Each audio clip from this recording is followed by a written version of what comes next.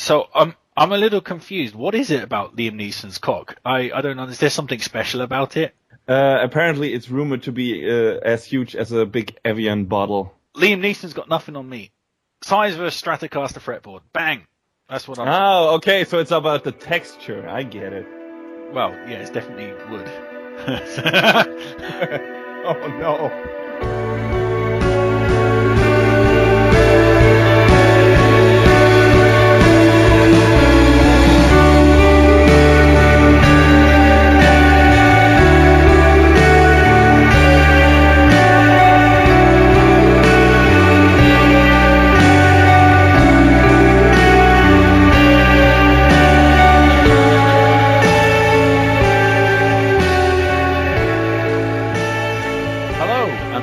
Down to the abyssal lair of the Radiophonic Sea Creatures.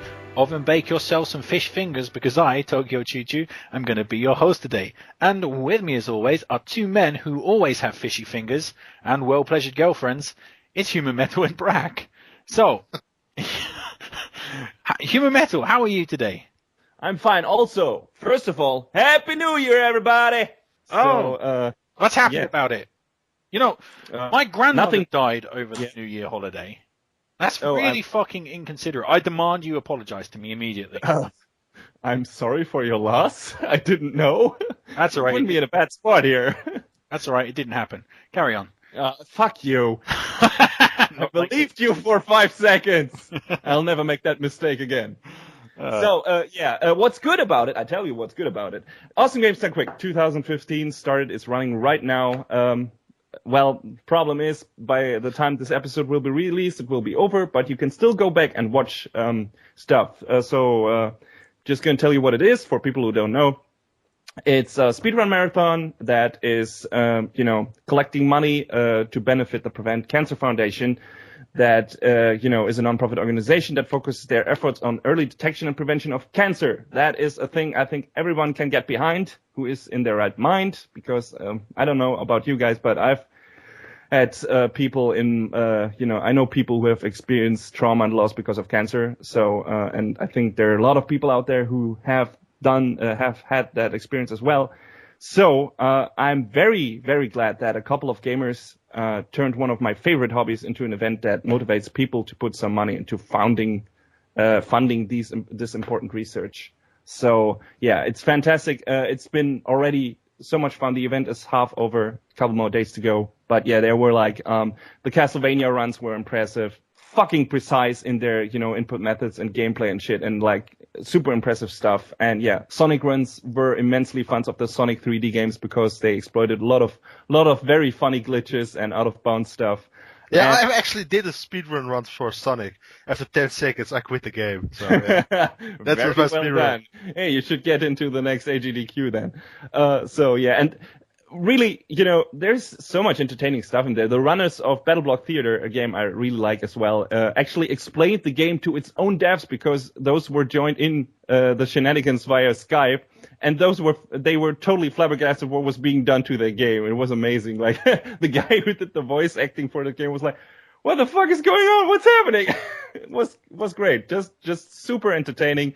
And yeah, they've already collected, I think about $300,000 at this point, just from the donation tracker alone. And I hope they crack the $1 million again, like they did last year. It's good stuff. It's important. It's interesting. It's funny. If you're into that kind of stuff in general, just check it out. Awesome Games Done Quick, on Twitch. Do that. It's great. Awesome Games Done Quick. I like it because, firstly, yes, they're organizing for charity. That's great. Also, Awesome Games Done Quick. Awesome games. They got Sonic in there. Brack. I mean, Sonic 06 was in the awful Games Done Quick block before, but Generations and yeah, it's really, I'm not joking, and it was funny as hell. But Sonic Heroes and Sonic Generations were in the 3D block this time around, and I think they have 2 and Knuckles in and Sonic 3 and Knuckles in the Genesis block. So lots of games, old school stuff, new stuff, just everything you want to you might be interested in if you are a gamer. And yeah, really entertaining stuff. Tonight, actually, after this recording, later tonight there will be a run of Shovel Knight for the first time.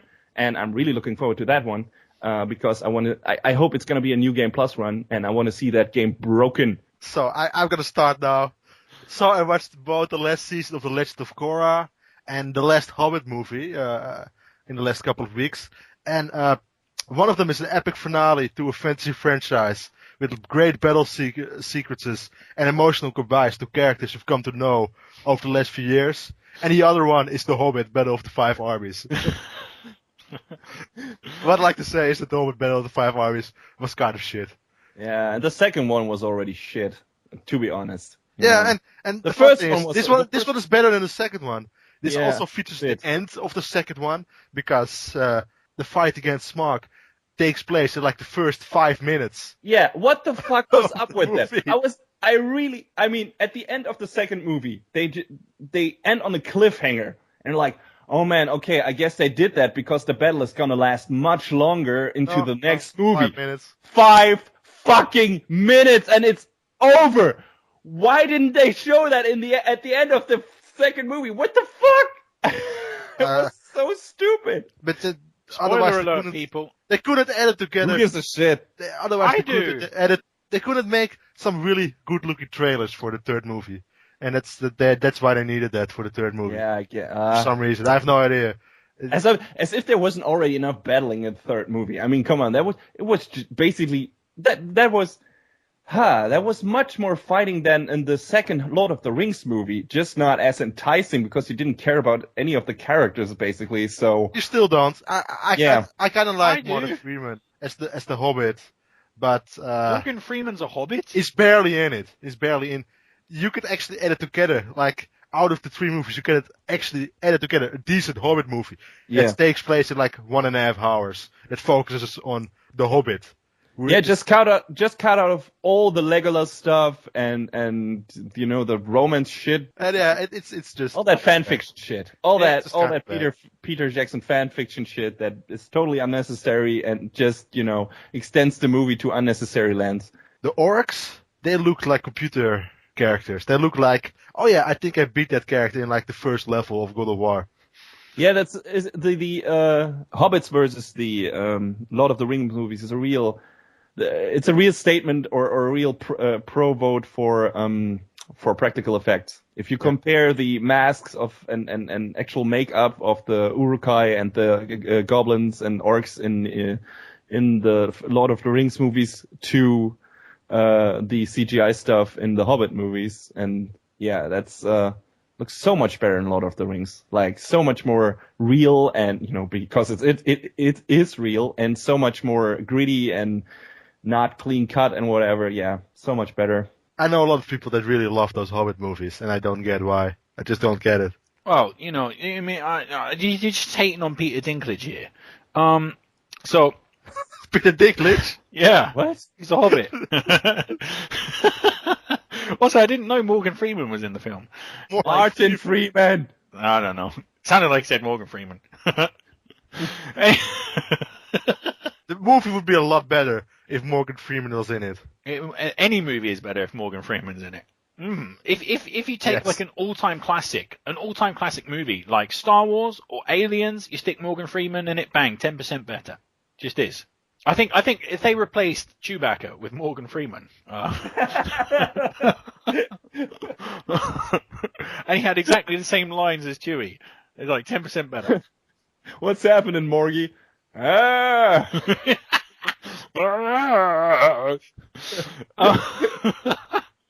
But no, I like the Hobbit movies. I think the first one was fine. I mean, it took a long time to get going, certainly, but it was a nice, fine, light movie, and I enjoyed the second one very much. I specifically enjoyed those films because it's like nobody's making those movies apart from Peter Jackson, and he's making them again and again and again and again, admittedly, but still. There's nothing else like it. There's no other fantasy films that really are stepping on the same scale as Lord of the Rings or Hobbit. So I'm happy that those movies exist, and I'm looking forward to seeing the third one. Scale wise, I would tend to agree, but you're right. There are no other movies that get the same amount of budget as his. Yeah, his but movies. just in terms of trying to copy the formula and getting fantasy movies out there, I mean, there was that Snow White and the Huntsman movie. There was what was the recent one with Angelina Jolie where Maleficent. That was incredibly. There was like scenes that could have been copy pasted from Lord of the Rings in there, and Jack and the Giants and shit like that. There's so much stuff. Horrible. That came after Lord of the Rings that tries to venture in the fantasy genre. Yeah. Not as successful, of course, and shitty. But yeah, there actually I feel like there's an overabundance of fantasy movies at the moment. Just like comic book Game movies. of Thrones because it's a TV series, but. That actually kind of feels different because it leans more heavily on the dialogue and it's darker. To be honest, the battle sequences in like the last season of Game of Thrones. No spoilers. There's like this that there are battle sequences in the TV series. Spoilers, all right, but those were more epic than everything in like the last Hobbit movie. Game of Thrones is a fucking masterpiece. And I don't expect Game of Thrones from The Hobbit, but I don't expect to be bored, and I'm kind of bored doing those movies for like an hours on end. It's horrible, and like none of the characters are interesting, and I don't even remember all of the names from all those dwarves. Just one dwarf whose name I know, and that's Thorin Oakenshield, and that's about it. All the other dwarves are like interchangeable. I know it's Sleepy and Dopey and Happy. That's not the movie's fault though. I mean, those names were already in the books, so. Yeah, but I mean, no, but I agree with you in terms of the prolonged battle scenes, and especially in the third one, there was so much stuff going on, but at the same time, nothing was happening. It's weird to describe it if you haven't seen it, but it also feels like it's just made, fighting. It feels like it's made for like 8-year-olds, like the way it's shot and everything, but it's still extremely violent. But it's just fake. There's like scenes where like one of those elves cuts off like at least 5 heads with one swing. Like 5 orcs, he just decapitates them with one swing, and you just don't feel anything. It's not even happening. It feels like someone was doing a checklist of things to do for this movie, and that just happened to become a movie. No, that wasn't good. That was I liked it better than the second one a bit, but but yeah, Choo-Choo, if you see it, just, I want to hear your thoughts on the third one, because You both said it's better than the second one. I actually really enjoyed the second one. I have to say, I really enjoyed it. But however, that said, the thing I'm worried about for my own personal viewing, for me, the weakest part of those movies are the battle sequences, because there's something about relentless CG battle sequences, like Brack says.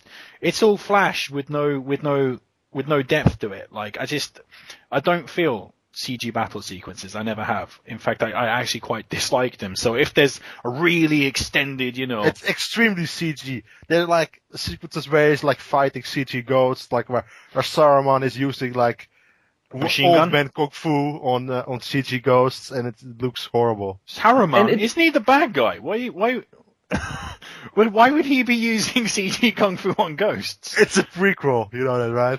But Saruman, he's the bad guy. Not in the prequel. No. That's right. He's still pretending to be a good guy, isn't he? Okay. Actually, to be honest, I got him mixed up with Sauron. Sauron. Why do they make the two principal bad guys' names so similar? Like, so because if you know, ass is a bad letter. Yeah, someone's obviously got something against sex. Bastards. Yeah, apparently. He hated ass. Yeah, I get it. Tolkien hated ass.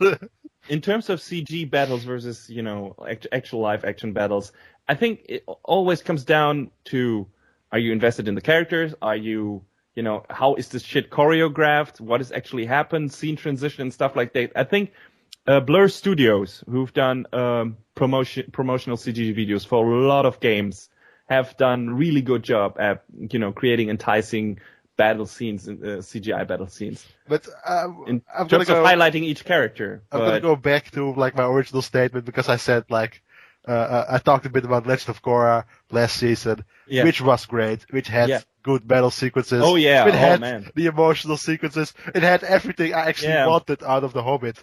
But I'm gonna make one last thing. I also watched the interview, and by saying this, we're probably gonna get hacked by Kim Jong-un, because he probably thinks I'm Seth Rogen because I also have a beard and glasses, so we look very similar.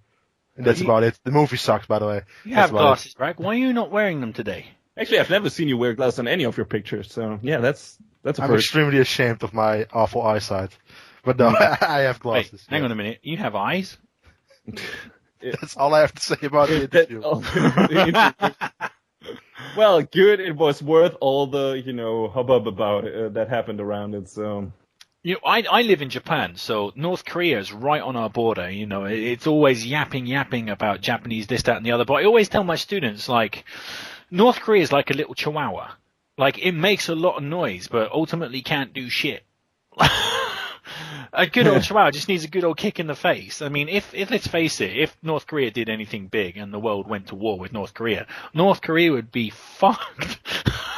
Yes, of course. Yeah, pretty much. Unless, they have actual nuclear potential and just get crazy and bomb everyone first.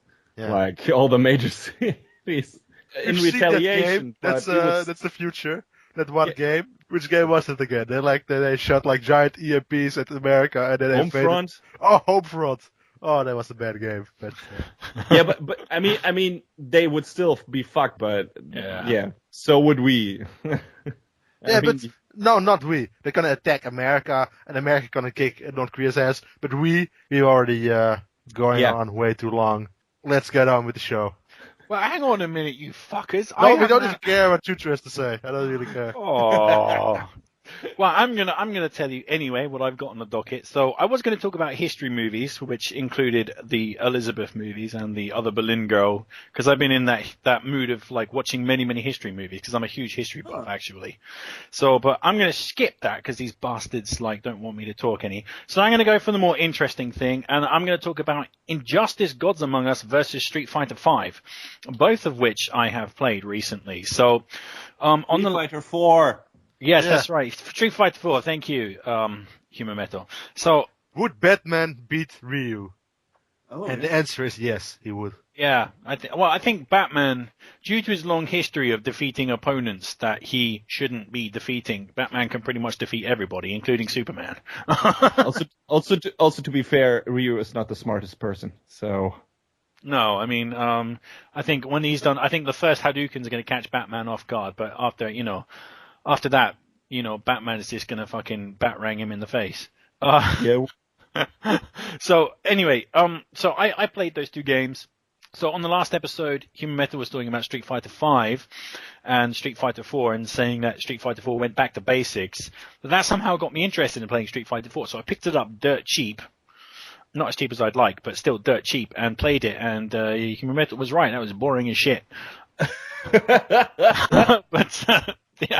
But on the flip side, Injustice: Gods Among Us is fucking awesome. Man, that is an awesome fighting game. At first, when I first played it, the mechanics confused me a little bit because I'm an old man. But after I got into it, man, that is an excellent fighting game with excellent mechanics. The battles are fast and fluid and exciting with all the destructible scenery and, the ultra super special moves that they can do and stuff. And more importantly than that, the story mode in Injustice: Gods Among Us is amazing. From start to finish, it was just really, really good fun. It had amazing cutscenes, and I don't know, there's not much more you can say about a fighting game, is there? But surprisingly, shockingly amazing story mode, especially when you compare it to Street Fighter 4, which has a small cutscene. No story mode. yeah, basically a small cutscene at the beginning, telling you this fighter is fighting for this reason, and a small cutscene at the end. This is what happened. Yeah, I really want more games to have a story mode like this. Yeah, like definitely. Injustice or like the last Mortal Kombat. That's a lot of fun, and especially that makes me want to go out and buy a game way earlier on. But most fighting games, mostly of the time I wait till it's really cheap before I buy it, because otherwise I barely play it.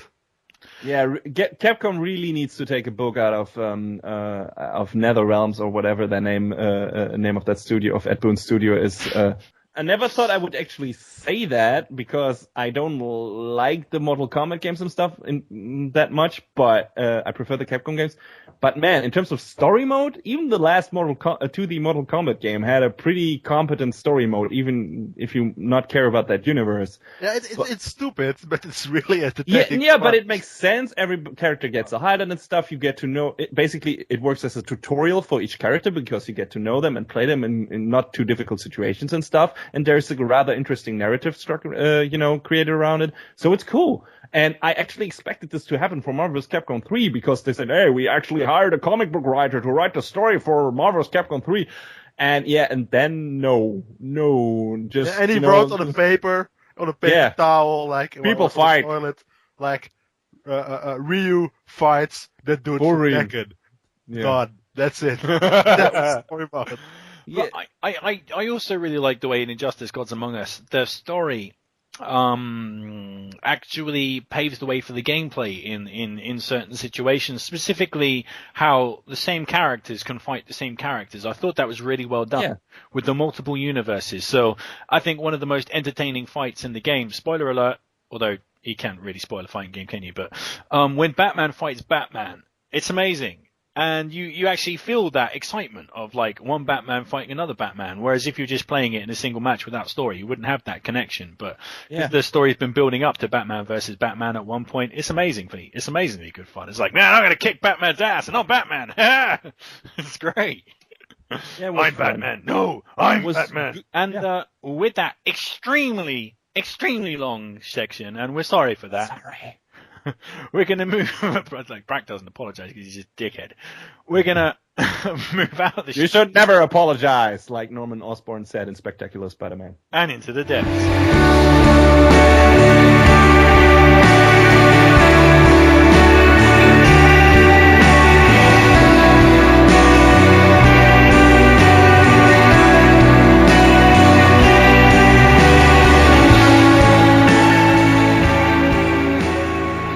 Welcome back to the depths. So, today on the depths, we're going to be talking about Liam Neeson season. So, this topic has been brought up by Brack. So, Brack, why don't you tell us exactly why you have decided to bring up Liam Neeson in January this year?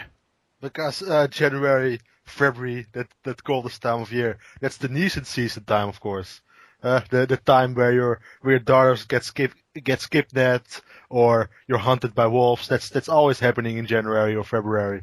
So it's Neeson season. Taken 3 is almost about to come out. So I thought it was a good time to start talking about some badass Liam Neeson.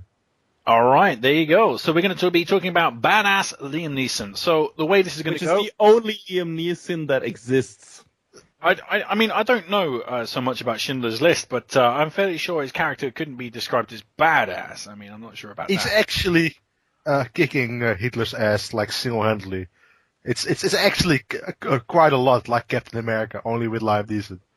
Oh man, that's amazing. I'm going to totally watch that. If, like, Liam Neeson, Schindler's List is about someone kills his Jewish friend and he goes off on a path of revenge. He's making a list and checking it twice, and then he's going to kill everybody on that list. That's Schindler's List. Yeah. Hitler, you've been a naughty boy.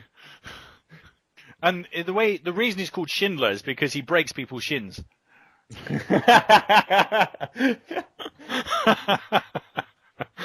Okay, Brack. So Nazis speak in hushed voices about him. He's the Schindler. Yep. Still a bedtime story told in my country to little kids. If you don't behave, the Schindler is coming for you.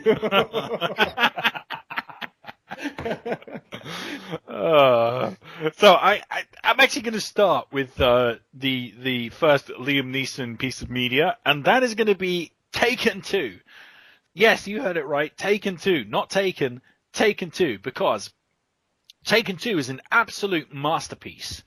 I mean, it's a completely flawless movie. Like, if I had to compile a list of my top 10 movies of all time, I'm not joking, Taken 2 would be nowhere near the fucking list. Because it's fucking awful. No, it's awful. It is one of those truly diabolical sequels. It's absolutely fucking terrible. Now, the first Taken, I think personally is amazing. Like, I know I agree. Yes. It's great, and it kind of sets a new trend in like Hollywood for like the older action hero. Yeah. It wasn't there for like a long while, but like Liam Neeson brought that back in single-handedly. So yeah, that was really badass movie as well. It was, and the thing is, it surfed in with like almost no expectation. When I watched Taken, like I had no idea. I hadn't read any of the reviews, which were, by the way, really bad if you look at Metacritic and stuff. But the thing is, like the difference between the critics' reviews and the user score on Metacritic is massive, as is always the case with those type of underground movies. But you watch Taken, you don't really expect anything from it. In fact, you actually expect it to be kind of jank, like a bargain basement transporter, and then it fucking is just awesome. It's just totally badass. The scene where Liam Neeson's in the kitchen, and you know he's surrounded by those gangsters trying to get them to say good luck. And then when he reveals himself and he kicks the shit out of them, it's just totally badass. You just actually want to morph into Liam Neeson's body and be Liam Neeson for that one scene. It's just badass. But yeah, so the first Taken, amazing. Like, second Taken, absolute fucking crap. I mean, everything that could be bad about Taken 2 is bad. Like, yes, it's so horrible. The only good thing about Taken 2, where credit where credit's due, is that the villain has a very efficient motivation. You know, his motivation is like, you killed my son, I'm going to kill you and your family. Okay, that makes sense. Yeah, that's kind of funny. It's like, oh, all the people you killed in like the first movie, we're like family of those people, so we're gonna have to go after you. So yeah, like he pissed off an entire country in like Taken after the first Taken, and they're gonna take revenge on him. Exactly, that makes sense. So I'm like, oh yeah, okay, it's got a really good motivation, a bad guy that makes sense, not some crazy bad guy coming out of nowhere. Okay, I can dig this. And then the movie starts and it's just like, yeah, this is wrong in every conceivable way. Specifically, 2 points of logic, which are amongst the dumbest pieces of logic ever in movie history. I mean, they are dumbfoundingly like just shit. He gets his daughter to set off grenades in the city, so you can tell how far away she is. It's way more efficient than Google Maps, so... I mean, just... Oh my god. The fact is that, you know, she's setting off grenades in public places, on top of people's houses, as far as I can tell. She's just throwing grenades around, and the police doesn't even check it. Yeah, attracts no attention. The Italian army's not after her. The Italian police are not after her. And, you know, despite the fact that she's probably, most likely, killed many innocent people. And then there's the second part, the second piece of stupefying logic, where, spoiler alert, not that you really want to watch Taken 2, quite frankly, they speed through a checkpoint at an embassy, a US embassy, causing the soldiers to open fire on them. And then in the very next scene, he's outside. He's just straight back out. So apparently, speeding through a US embassy checkpoint, as long as you have a US passport, requires no subsequent detention or investigation. Just, I'm a US citizen. I'm being chased by mobsters. Oh, sure, yeah. Okay, out you go then, despite speeding through the checkpoint and being fired at by our US soldiers. Yeah, like, fucking... Also, the climactic last fight is against like some 80-year-old guy with a knife, and it's like it's a really bad fight scene. But it's also just, he kills him by just punching an 80-year-old guy against the wall, and it's like the final battle. It's kind of horrible. It's like, although it's kind of killed a senior citizen, like, with my fists. Yeah, exactly. It's kind of realistic in that way. I mean, if you were fighting an 80-year-old, I mean, one could tut to the face and he's gone. but still, that's the problem. It's that they make like it's a long fight scene as well. They try to make it like it's even. Well, like one of the person is Liam Neeson, the other one is like somebody that could be his granddad. Like that's how obvious. Also, you know, on a fundamental level, all the action scenes in Taken 2 were boring and stayed and cut together really badly. Like, the action scenes in the first Taken film were actually really good. But in the second one, they just suck. I mean, just relentlessly suck. To the point where you just don't give a shit. Oh, also, one last piece of, like terrible Taken logic. His daughter doesn't have a driving license. She's always complaining she doesn't have a driving license. Yet, when she gets to drive, somehow she can drive exactly like Jason Bourne. Yeah, that's like one of the plot points. In the beginning, she doesn't have a driving license, but at the end, she drives like a Jason Bourne, like chase sequences. Yeah, it's just she's like the transporter in like the last half of the movie. So there you go, Taken 2, just a fucking awful, dreadful Liam Also, Neeson his movie. teenage daughter, that's obvious, like 40-year-olds or something. Well, then again, wouldn't you look like 40 if you were taken, fed drugs and then sold into prostitution? I mean, or about to be sold into prostitution. Wouldn't you kind of look like you were 42? I know I would. Anyway, so we're going to have a question about Taken, actually, in between our pieces of media. So, yeah, what do you guys think? What's left to be taken? So the Taken 3 is coming out at the cinema soon, and I'm sure we're all kind of excited to see that. Well, maybe not after Taken 2, frankly, but yeah, for further Taken sequels, I mean, if they're going to turn it into a mega franchise, what is left to be taken? What could the possible plots of the future Taken series be? So, how about you, Brack? I have to start. I'm gonna go with a crossover, and we're gonna bring John Woo as the director, because what's gonna be taken, his face is gonna be taken off by Nicolas Cage. So Nicolas Cage is kidnapped Liam Neeson and took his face off, and then just switched faces like in Face Off, and then and Liam Neeson has to get his face back because he is committing crimes with his wearing Liam Neeson's face, so it looks like Liam Neeson did it, something like that. That's gonna be the plot for the next Taken. On a serious note, Taken, directed by John Woo. Does anybody else feel a little bit of jizz in their pants? Just thinking about that would be amazing. And secondly, cool. that's don't put Brack on the writing staff of that film, please. It's gonna be better than Taken 2. It fucking will be. So how about you, Human Metal? Was just about to say that's not something very hard to achieve. Oh no, that's not difficult. Making a better movie than Taken 2. Well, let me get on that. Here, 5 seconds. Script is done.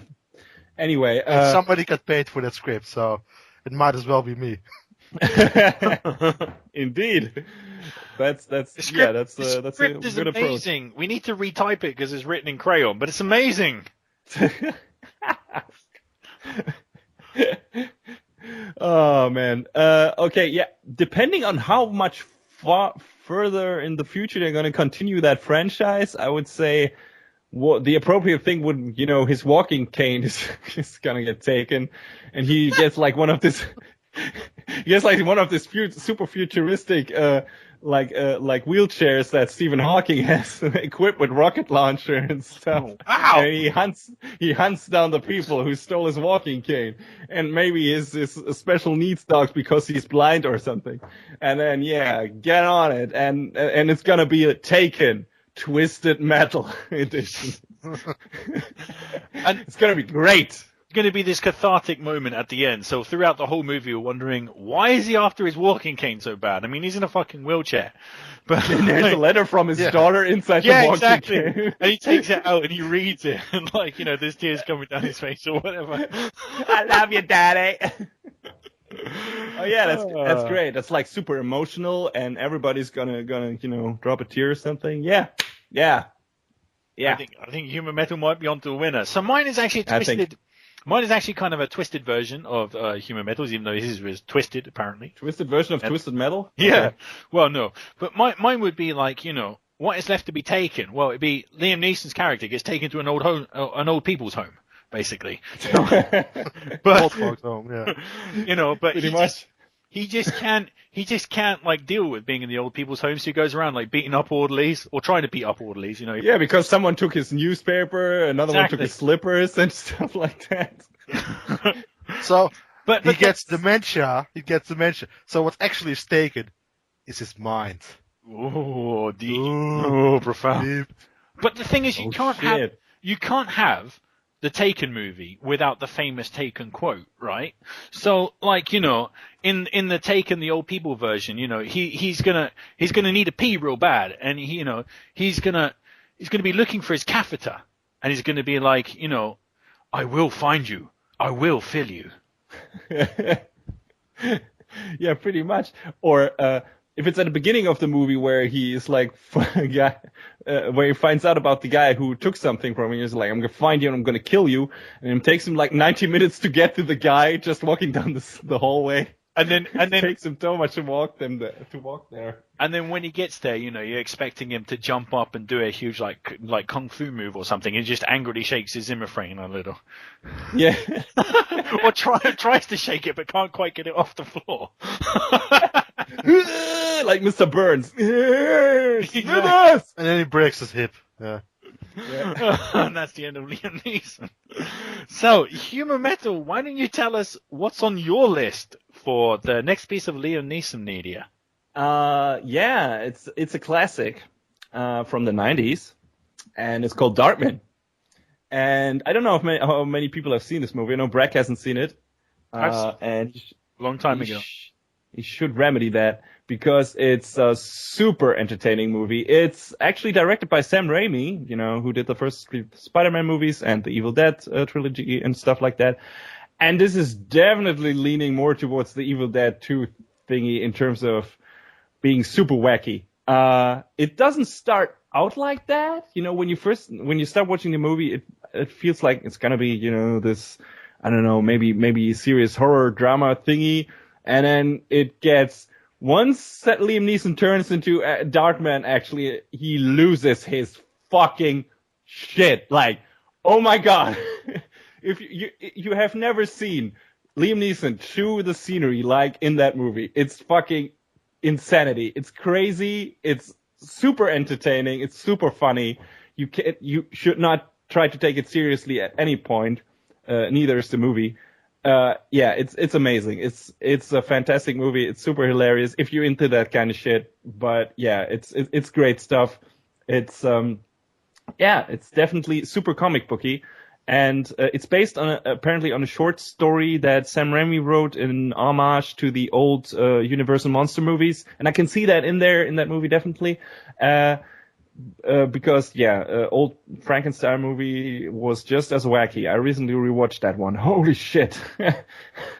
But super fun stuff. I really recommend it to anyone who wants to see Liam Neeson get super, super cheesy and super batshit insane off the walls.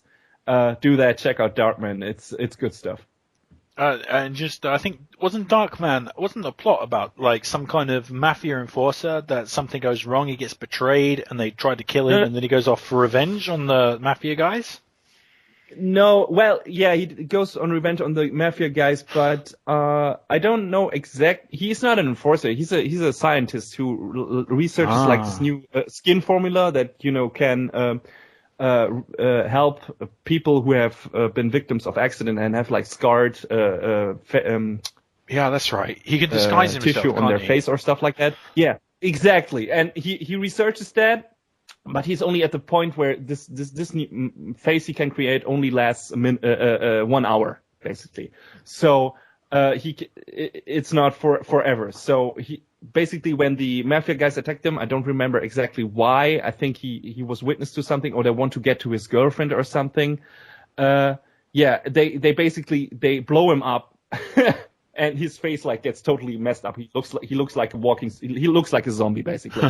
Horrible burnt face. Super great makeup. It's fantastic makeup. It looks really great. And yeah, he tries to apply this new face, but it only lasts an hour.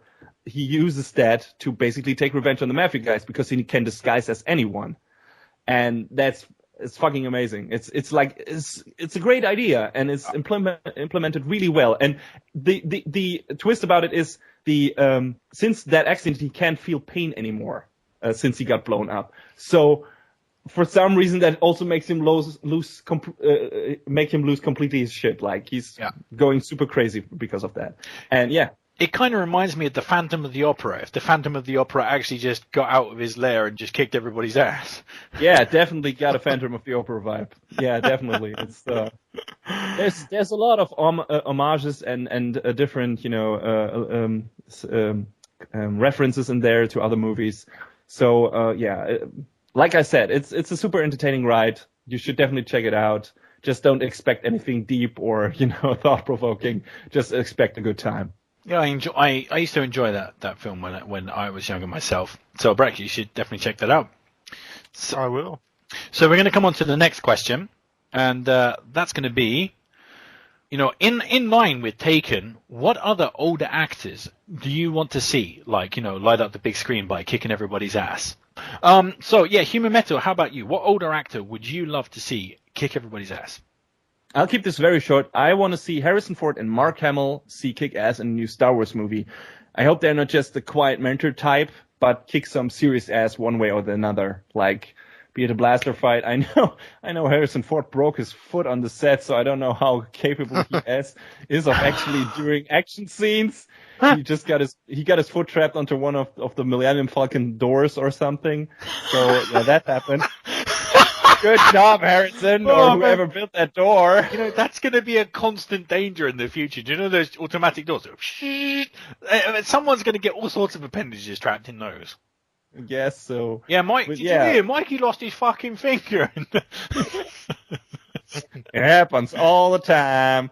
Yeah, but I really hope there will be some awesome scenes for those guys in this new Star Wars movie where they get to kick awesome ass and not just, like for 2 seconds or something. So really awesome moments.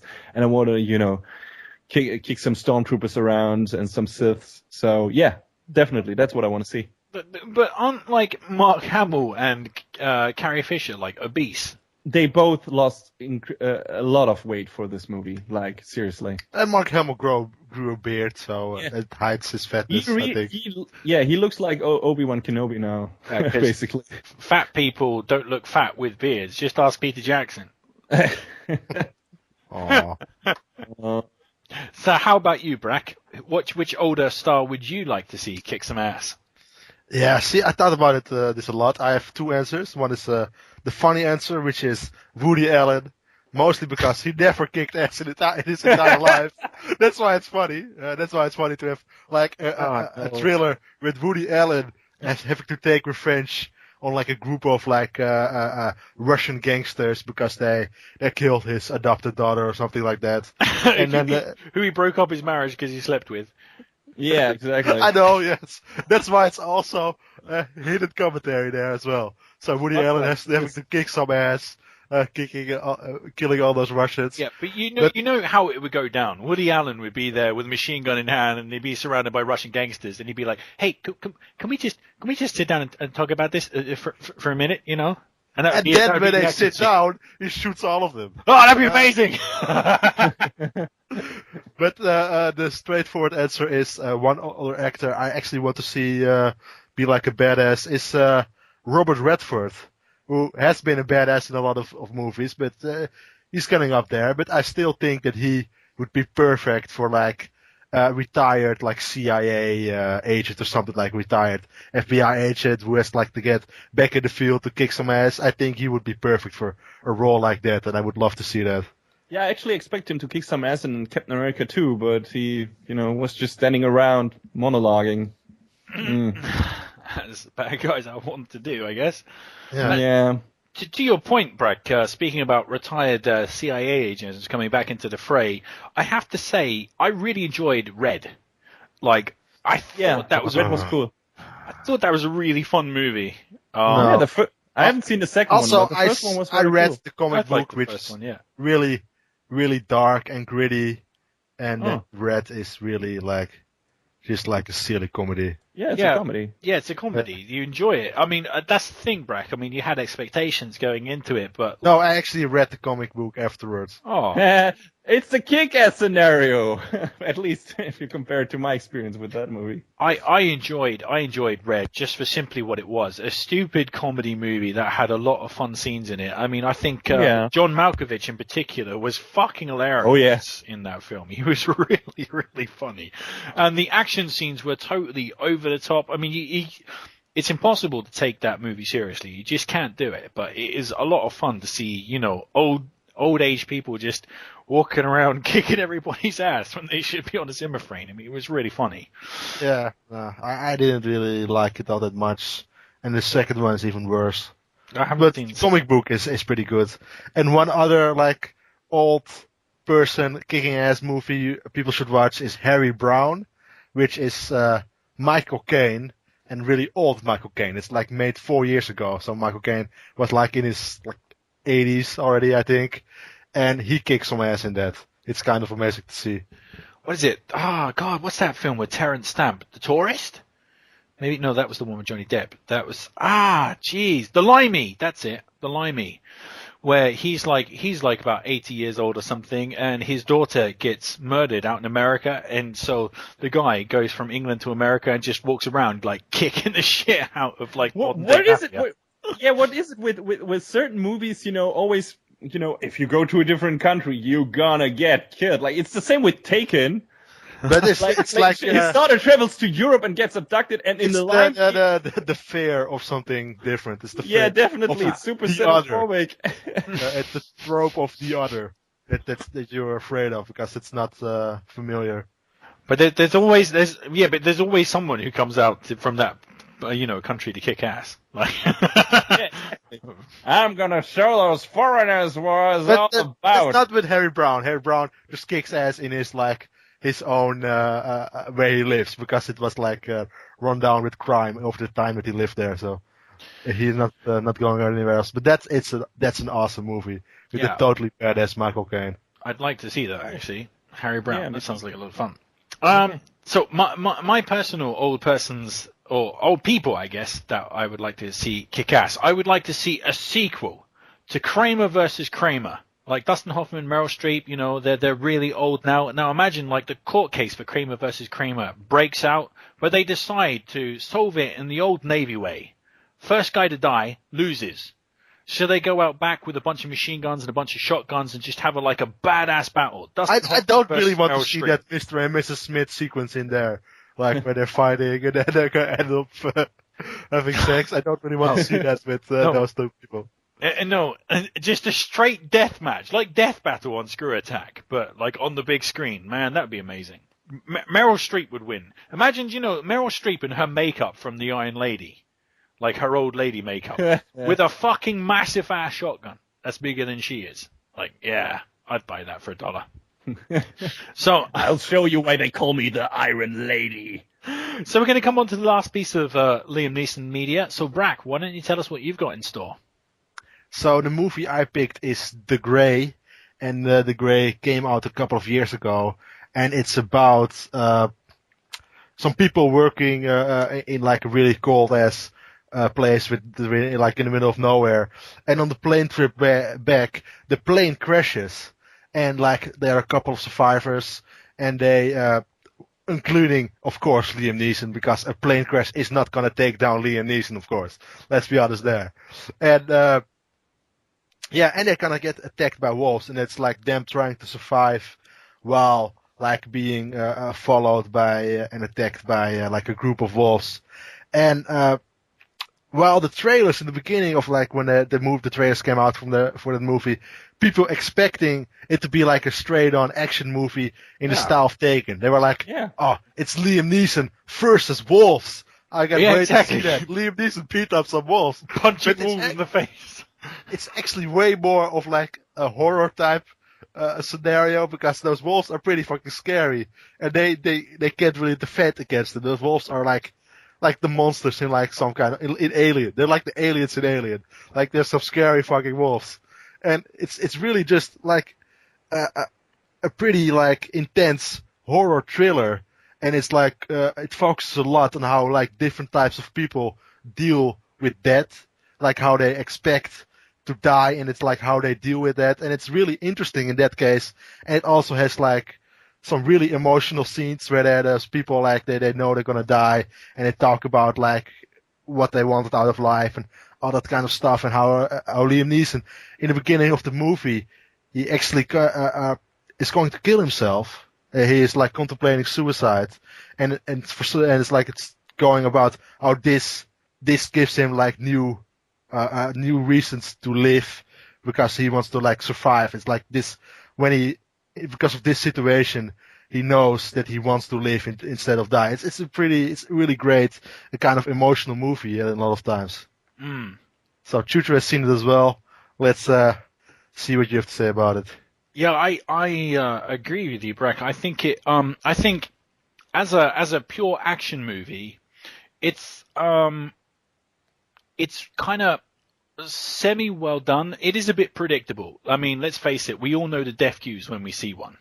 I mean, when you see that death cue, you know that character's going to die, just like you do when Brett goes searching for the cat in Alien. I mean, the fact that when the characters are going to die, it's no surprise to anybody. It has the typical monster movie conventions, and the action scenes in the film are not particularly well done, and frankly, the end of the film, which I'm not going to spoil, is unsatisfying. I mean, you really just wish the film was like 10 minutes longer. But however, what really makes that film really interesting is exactly what you said, Brack.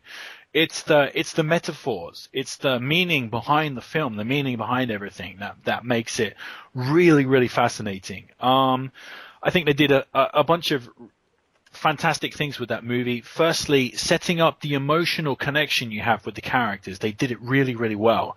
I mean, you feel for those characters. In normal monster movies like Alien or The Thing, I mean, it's cool to see those action sequences, but let's face it, you don't give a shit about those characters. But somehow The Grey does it really well of reminding you that these people out here facing these terrors in the night, these are actually real people with real families back home, and they're just normal guys, and they just want to get back to their families and to their lives, and somehow that's really, really affecting.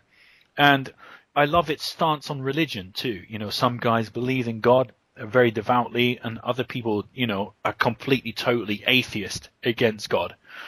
And there's that amazing scene where Liam Neeson's actually calling out directly to God, saying, you know, I'm calling on you, you know, right now, show me you exist. Like, it's an amazing, powerful scene. And I think the overall theme, I feel that ultimately the movie is saying to you, it doesn't matter whether you believe God exists or whether you believe God doesn't exist.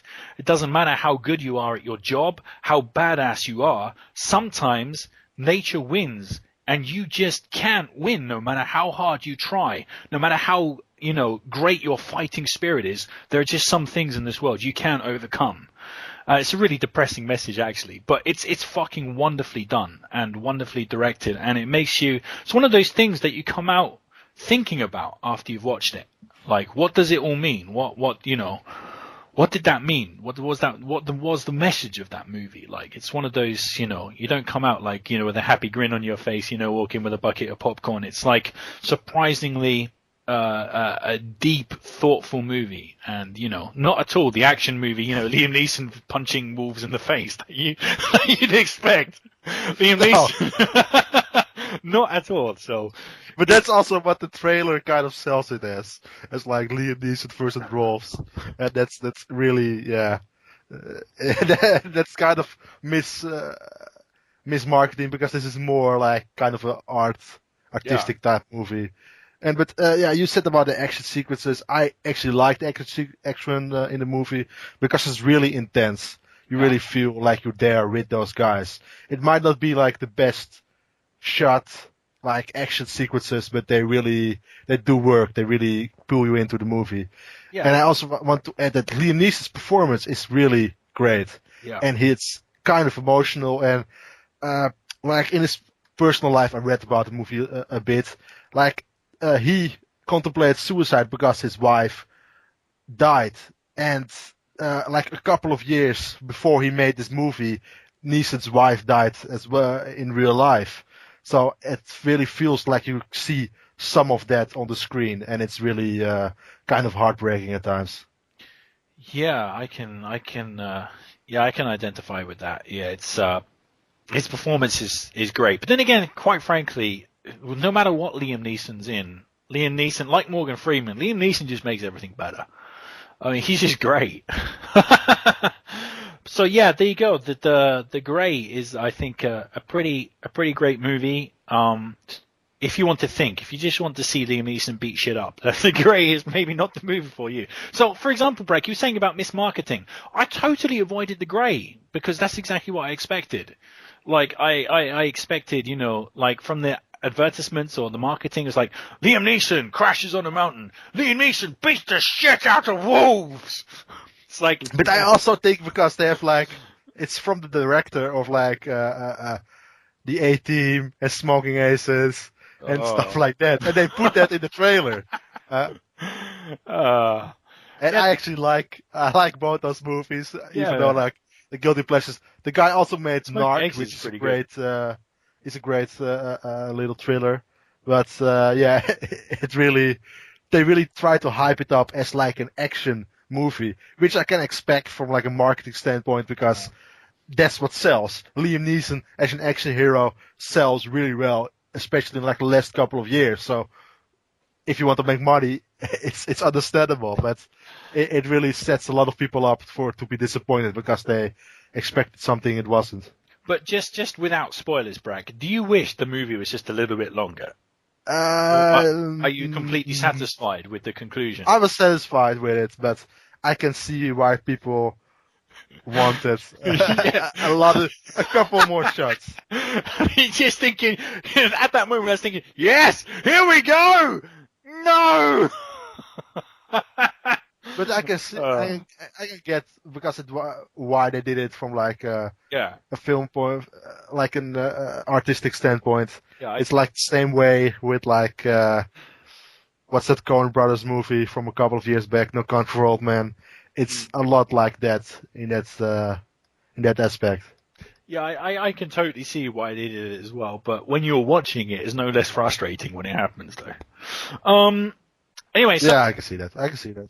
We're going to come on to the last question of the podcast, and that is, Liam Neeson has been the mentor character in many movies. For example, Star Wars Episode 1 or The Gangs of New York, and others, which I can't quite remember now because I don't have my notes in front of me. But he's been... he's a mentor, for example, Batman Begins. Oh, yeah. That's like probably one of the most famous Star Wars. Batman Begins. Chronicles of Narnia is also like a kind of a mentor character in that. Yeah. So yeah, he's been a mentor character a lot. Yeah, that's kind of his kind of bread and butter. But basically, if Liam Neeson was your mentor, what would Liam Neeson be teaching you? And also, in the typical way of those type of movies, how would Liam Neeson eventually meet his untimely demise? So, how about you, Human Metal? He could teach me to get, back whatever was taken from me with the biggest possible amount of casualties on my way there. So there's that. But I think generally he could teach me to be an awesome person because there was this one story where it was like he saved the dog from a few punks who were throwing rocks at it in the park, and he was just like being a badass, walking up to them and stop that shit, or I'm gonna, he was threatening to. I'm gonna go. I'll take it on your ass. Yeah, exactly. Yeah. He wasn't saying it, but he was implying he would beat the shit out of them, basically. And then Liam Neeson implies he's gonna beat the shit out of you. Yeah. You just stop it. Exactly. And they just, they gave up and went away, and he consoled the dog until the rescue team, like the pets, whatever. I was expecting the twist, the Grey style. He rescues the dog and then it bites his head off. But yeah, that would have been fun though. No, that wouldn't be fun. No, since I like dogs and getting his head bitten off. Yeah, but then we would have. I want to see that. End. I want to see that happen in some movie. Liam Neeson gets head bitten off. I demand it. It happened to the guy in The Haunting, which Liam Neeson was standing next to a guy that got his head bitten off. Yeah, exactly. It was, weird. But over here, he'd probably be killed by an irresponsible driver or something. Maybe some other old dude who, shouldn't be driving anymore and whose license was already taken. That's a very sad story. Liam Neeson helps Human Metal reclaim what was taken from him by teaching Human Metal to beat the shit out of people. And then he was run over by a pensioner. Yeah, exactly. That's probably going to teach you something about life as well. So The pensioners can't drive for shit and shouldn't have licenses. we should get that script to Hollywood or something. That would be a twist ending you'd remember. Oh, fuck yeah. The heroes won. Oh no. So how about you, Brack? So, I actually took this question serious, unlike Human Metal, and I tried to think of, like, what's the lamest thing that Liam Neeson could learn anybody. And I was like, soccer, like, for children soccer. Like, he was like the teacher for children soccer. He got skilled, like, by a lot of soccer balls. But no, what's even lamer? It's breakdancing. Liam Neeson is like the breakdancing teacher to like some couple of kids, and then he gets like at the end of the movie or like after the first act, he gets like breakdance, like dance in a dance off. He gets like killed by like some horrible like dance moves, and he just dies from a heart attack or something like that. That would be like the It's like a straight on battle, like that one scene where the kid just runs in during a dance session and just kicks gets the shit kicked out of him, like kicked out of the screen. And that same thing is gonna happen to Liam Neeson. Yeah, it's like it's like a gang war, only with instead of actual fighting, it's dance offs. And Liam Neeson is like in the middle of it, and he dies. Oh man, I would watch that. It sounds so stupid. The thing is, it kind of makes sense though. You know, it's like Rocky, and he's like Apollo Creed in Rocky 4 versus Dolph Lundgren. He's going to go out to some ill-advised dance-off with the main villain of the film, and he's going to be doing one of those head-spinning maneuvers. He's just going to have a heart attack and like die in a seizure on the floor. He just sort of does head-spin maneuvers. He's trying to top the other guy who does one of those, and he just accidentally breaks his own neck while he does it. It's like a Joker in Dark Knight Returns, just accidental. Yeah, and the next sequence is like really emotional, like funeral, and like everybody, all the people from like the school where he teaches breakdancing are crying, and they have to like to win the dance contest, otherwise they're gonna close the school or something like that. And then it's really emotional. And then the hero goes into that part where he's like, I got to give up breakdancing. You know, I don't want to breakdance anymore. And, you know, he's in his room and he doesn't come out for several weeks. And then the heroine or whatever, his girlfriend, comes in and gives him this motivational speak. You must breakdance. Your dream is to breakdance, you know. And then he goes into the final and beats the bad guy. And then there's this scene where he's like, during the final battle, like in Karate Kid, where he's doubting himself or he suffered an injury, and then he sees like a vision of Liam Neeson, his mentor. Don't ever give up. I might just have passed the luck of the Irish to you. Yeah. He's like, yeah, maybe. And then he starts believing in himself again, and he wins and shit like that. I mean, well, the coach of the bad guy, B-Boy, is like, break his leg. Take him out of the competition. Swipe the leg. Actually, this kind of reminds me of like a movie I watched a couple of years back, which is the FP, which is like post-apocalyptic dance revolution, where people like dance revolution against each other, and they actually die when they lose and stuff like that. And it's yes, that's an actual movie, and it's kind of hilarious. If you go to the Japanese arcade, that's literally what happens to the arcade. If you lose a battle of Dance Revolution, you just don't just go home. They take you out back and beat the shit out of you. But it looks like an 80s like post-apocalyptic movie. It looks like Kurt Russell should be in it, like one of those movies. Oh man, that sounds amazing actually. Oh, I mean, let's face it, we have just literally described the plot of every sports movie pretty much ever made in the history of movies. Yeah. So I guess my particular one, I guess Liam Neeson would be my mentor, you know, and what he'd be teaching me is how to speak like Sean Connery. So, you know, he'd be saying, you need to speak like Sean Connery. You need to put a H after the S. So everything you sounds super sexy. Okay, so I'd be like copying him, but the thing is, like, Liam Neeson would be like, there's one word that you can't say, and I'm going to say it one time to you. It's sex. You can't say the word sex, because it just drives you into a state of addiction. And then basically, but he'd get addicted to saying the word sex, because he said it one time. And then 100% of the time, 24 hours a day, you'd just be walking around the house like a mental saying, "Shex, shex, shexy, shexy, shex, shex." And then I'd be like, "Liam, we got to go out to a bar, mate. And we just got to break you with this habit." So we go out to like the local bar or whatever, and we'd be down in pints. And everybody who comes up to the bar, he'd be saying, "Shex, shex, shex, shex." And of course, someone's girlfriend would come up to the bar. He'd be like, "Shex, shex, shex." And then the boyfriend would stab him in the back, probably in the kidneys. And he would bleed out and die. And I'd be like, "No, Liam!" And that would be the end of that. Jesus fuck. That's the most convoluted script I've heard of years. But it could be a movie. That makes my Liam Neeson dance movie look legit in comparison. Yeah, exactly. Hey, seriously, no, but think about what I'm saying. If that was literally turned into a movie, are you telling me you wouldn't go to see that? I'd love to see that. Based on that premise alone, yes. That is ridiculous enough that I can't even imagine what that movie is like. And you get after the movie, yeah, that was exactly what, what advertised in the trailer. It's the sequel to Being John Malkovich, Being Sean Connery.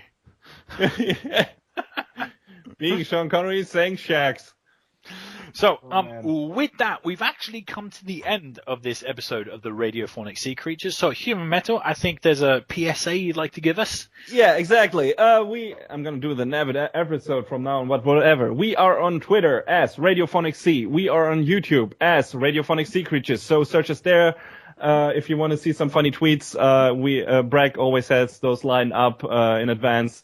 And some funny pictures here and there. So yeah, get that if you get to Twitter if you want to see that, and if you want to see listen to our videos not as an MP3 but watch listen to it on YouTube, you can do that as well. And maybe I don't know if we will actually do that, but I'm up for it. If there will be some co-play of the Radiophonic Sea Creatures in the future, and we are able to capture this in some way, we might upload that to YouTube as well.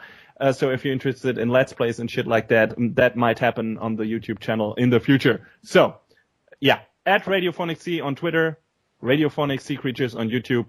Check it out. Excellent stuff. Well, I hope it. Well, this is a bit self-conceited to say excellent stuff, isn't it, when referring to yourself? It is, yes. I'm amazing! Me! Maybe you were referring to my advertisement speech just now, so... No, I was referring to the god of all humankind. Me. Okay. No, I'm just. Well, please, people, spread the word. If you like what you're hearing, spread the word. If you can get even one or two people to listen to the Radiophonic Sea Creatures, good on you, man. Good on you. We already have doubled our listeners. Yeah, exactly. Exactly. So. I love it. So that just about wraps up this week's visit to the ocean floor. So please join us next time. You need some cuttlefish bones for your canary cage. Until then, this is the Radiophonic Sea Creatures tuning out.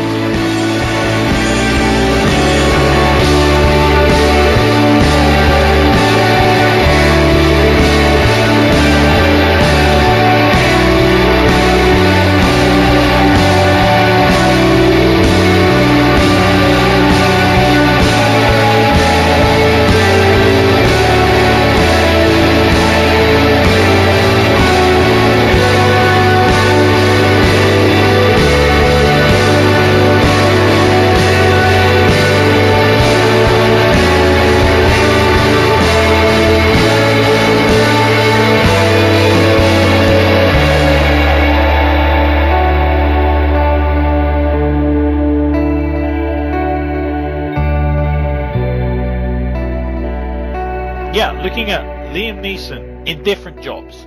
As a magician, I will find you, and I will thrill you. As a goalkeeper, I will find you, and I will nil you. As an accountant, I will find you, and I will bill you. And doing the ice bucket challenge, I will find you, and I will chill you. Being a farmer, I will find you, and I will till you. God damn it! Make it stop! So stupid.